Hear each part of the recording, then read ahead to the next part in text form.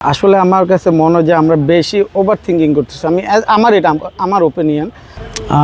প্র্যাকটিসে preparation always player as a player সবসময় যার নিজের যতটুকু প্রয়োজন ততটুকুই আমরা করি। বাট একটা সময় যখন দেখা যায় যে ম্যাচ যখন আমরা হারি, তো ডেফিনেটলি সব নেগেটিভ জিনিসগুলো সবাই চারিদিকের থেকে আসে।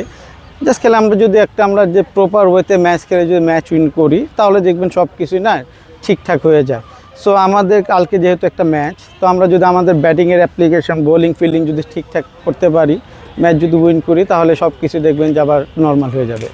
বলিংটা বেশ ভালো হইলো, ব্যাটিংটা মানে বিশেষ করে মিডল অর্ডারে আমরা খুব ভালো সার্ভিস টানায় পাচ্ছি না। মানে আপনার কাছে কি মনে হয় সমস্যাটা আসলে কথা হচ্ছে? আসলে আমার কাছে মনে হয় যে আমরা বেশি ওভার থিঙ্কিং করতেছি। আমার ওপিনিয়ন। বাট আমাদের ব্যাটসম্যান যারা আছেন সবাই কিন্তু প্রুভেন প্লেয়ার। ঢাকা লিগে বলেন, বিপিএলে বলেন, সব জায়গায় কিন্তু ওরা রান করছে বিদায় কিন্তু এই টিমে নেওয়া হয়েছে। আমাদের টিমটা কিন্তু প্রাইম ব্যাংক কিন্তু একটা বড় টিম আমি বলবো।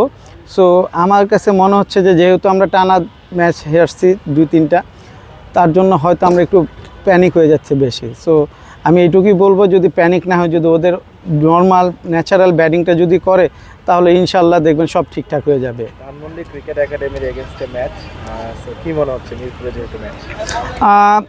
আমি বলবো না ওরা যেহেতু আমাদের থেকে, আমি বলবো যে বেটার শেপে আছে, যেহেতু ওরা আমাদের থেকে বেটার ক্রিকেট খেলছে। আমরা জাস্ট আমাদের ক্রিকেটটা, নর্মাল ক্রিকেটটা যদি খেলতে পারি, ইনশাল্লাহ আমাদের টিমও মাশাআল্লাহ অনেক ভালো টিম। বাট এখন যদি আমি বলি যে ভালো বলতে হলে মাঠের পারফরমেন্সের উপর ডিপেন্ড করবে।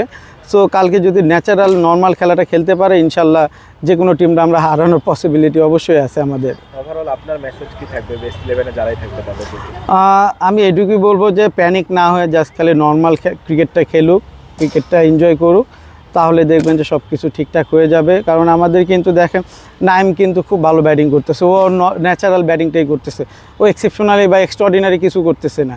বাট যারা এখনও রান করতে পারে না, ইনশাল্লাহ আমার তাদের প্রতি উইশ থাকবে যে ওরা ওদের ন্যাচারাল ব্যাটিংটা যদি করে প্রপার ওয়েতে, ইনশাল্লাহ ওরা যখনই রান করবে, আমাদের টিমের জন্য কিন্তু তখনই একটা উইনিং স্কোর দাঁড়া করাতে পারবে। তো ইনশাল্লাহ কালকের ম্যাচে সবাই এটা নিয়ে কনসার্ন আছে।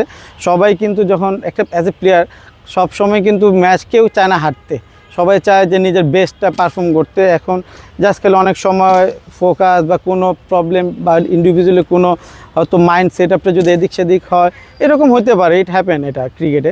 সো কালকের ম্যাচ ইনশাল্লাহ ওরা, আজকে আমরা কথা বলছি এটা নিয়ে, আমরা রেগুলারই কথা বলি অ্যাকচুয়ালি বেটার ক্রিকেটটা খেলার জন্য। কালকের ম্যাচে যদি ইনশাল্লাহ আমরা ম্যাচটা বেটার ক্রিকেট খেলতে পারি, ইনশাল্লাহ উইন করবো। Thank you.